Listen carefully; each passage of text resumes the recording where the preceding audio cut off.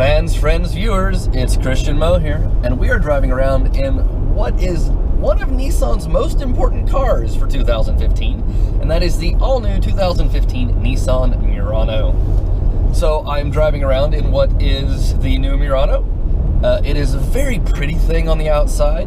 Nissan has a very dynamic design. You can see lots of photos of that in the written review that'll be on topspeed.com. But the car looks a little bit like a concept car on the outside. There's lots of really interesting cuts and angles, and it's just very attractive, especially in the kind of bland world that is crossovers these days. It looks very nice. And then you move to the inside, and it's also very nice in here.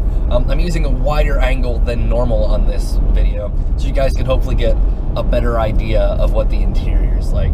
But I've got nice leather seats. It's mocha color interior, so it's this nice dark brown. There's this, it looks almost like a brushed aluminum trim. I mean, it is just plastic, but it looks kind of like a brushed aluminum, but it's actually almost like a wood grain that's done in this really silver metallic color that's really nice. Beautiful arching lines that sort of frame the front of the cockpit here. Of course, leather steering wheel. Like most of the cars I get, this has all the bells and whistles.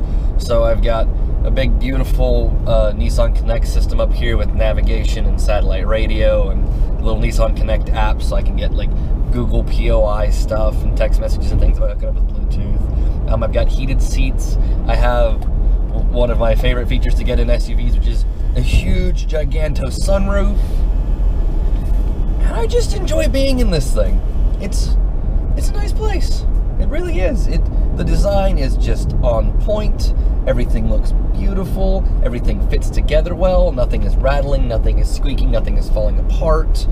You know, I've checked things that are broken. All of the cubbies open and close correctly. There are a lot of cubbies.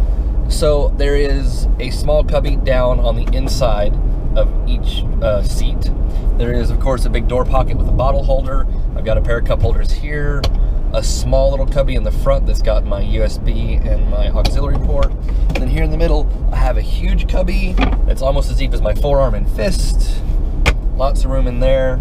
Of course, nice leather on the armrest here. It's just great. The back seat, room for three. Actually pretty spacious. The seats don't slide, but they do recline. There's plenty of leg room. I had somebody who was 6'1" or so in the back the other day. He was talking about how much room he had. Of course, you have this big sunroof, opens everything up, lights up the whole cabin. Looks very nice. And then behind those seats is a huge cavernous sort of storage space. I mean, they probably could have squeezed in a third row if they wanted to, kind of like how the Lexus GX has that little fold-up third row in the back. They probably could have done that here. But they didn't, so just have a huge open storage area, and of course the seats will fold. If you're wondering about how big that space is, especially when the seats are fold, I had an 8-foot artificial Christmas tree in the box. Folded down the seat, slid right in just fine, so plenty of space. It's very deep. But why don't we move on to some of the more important things, which is like how it drives. To me, that's extremely important, and it's one of the reasons I liked the old Murano. The 2012 Murano was the last one that I got to drive, and it was a very good thing to drive as far as crossovers are concerned, you know. It felt more like a car in all of the good ways.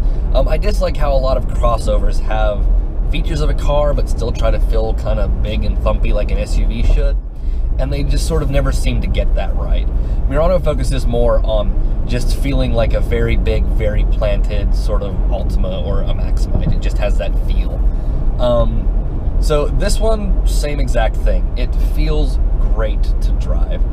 Powering it, I've got a 3.5 liter V6, the same 3.5 liter that Nissan puts in everything, including the last Murano. I've got 260 horsepower, 240 pound-feet of torque. Sending all that power to the front wheels, this is a front wheel drive only, they do sell an all-wheel drive model, this is not it, is the Xtronic CVT. Like most Nissan CVTs, this is actually okay. CVTs in general, we tend to dislike, especially myself, but this one's pretty good. They've got this neat little feature that when you stand on it, there we go, instead of revving up and doing that sort of rubber band thing, it treats it more like a standard automatic. Power cuts out for just a second and the revs shoot up, and then power engages again and you launch off like it would have downshifted a few gears. It feels really good, it responds well. If you want to, you can put the car in manual mode and you can shift around to your heart's content. The shifts here are a little bit softer and a little bit looser. They don't feel as much like a standard automatic, but they do give you a sensation of a shift. When you're in the little automatic mode, they give you 7 different gears you can choose from, so you get 1 through 7. It does a good job of, when you kick it over into manual mode, it'll actually put you down a few gears lower than where you should be at the rev range. The car is smart enough to realize if I'm going to put it in the little self-shifting mode, I'm probably in the mood to go quicker. So it automatically downshifts or puts you in a lower ratio than you would normally be, so you can take off almost as soon as you shift over. So that's nice. Body control. The ride is surprisingly well controlled. Going over bumps and things like this, it's very nice and very comfy. But if you jerk on the wheel, there is roll, but not as much as you would expect. The car will lean just a few degrees and then it'll hitch and it'll just hang there. If you get going down some really twisty stuff and you really saw at the wheel, it'll start to get a little wobbly and you can get the front end out of control a little bit. But for the most part, extremely well controlled body movements. So I was very, very pleased with that. If I had one complaint, it would probably be the steering. Now, granted, it has been a few years since the last time I drove Murano, and my taste in cars has probably changed. My experience with lots of other cars has definitely changed, and it might just be my memory coloring it, but I remember the old Murano having a little better weighting to the steering, a little more feedback coming through, and this seems to be lacking that. It's still okay to steer. I mean, response is very quick. You know, you turn the wheel and the front end darts pretty much immediately. Just, I want a little more weight to it. It's not a very heavy steering system, and there is not a lot of feeling. I've gotten it to plow wide a few times, and there's not really a lot of sensation through the wheel or even through the seat that the car is starting to lose traction. So for everybody who's going to buy one of these, that doesn't matter, obviously, but it's something that, you know, in my job, I should probably try to focus on. So it's a good thing to drive. I just wish the steering was a little bit better. As far as pricing and fuel economy go, things are on par with most of their competitors. This is the SL model, which is the second highest trim you can get. There is a platinum model that comes with like 20-inch alloys and lots of little fancy bits. But this is probably one of the more common models for people to buy. That would be the SV or the SL. So the SL is the more luxurious one. This one starts at $36,950, which is a little high, but it comes with most of what you see here. It comes with the nice leather and all that sort of stuff. The only real option I have on this is the SL Tech Package, which adds the gigantic sunroof and a bunch of safety features. So I have adaptive cruise control, I have blind spot monitoring, I have the fancy around view parking monitor, I've got like a collision detection that will stop the car if I'm going to crash. So all that stuff sort of gets added on with that package. That's $2,260. I've got a floor mat kit with nice floor mats on all the seats and a huge mat in the back cargo area.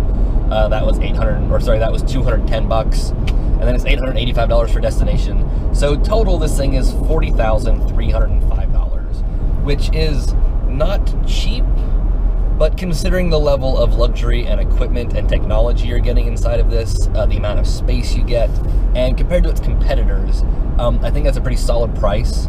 Again, this thing is beautiful, nothing looks like it, so you have that sort of added on top as a value bonus.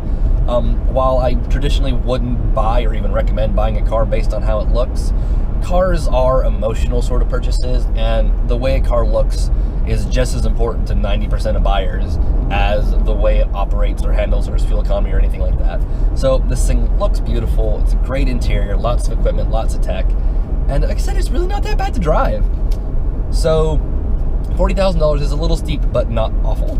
The fuel economy is okay to slightly subpar.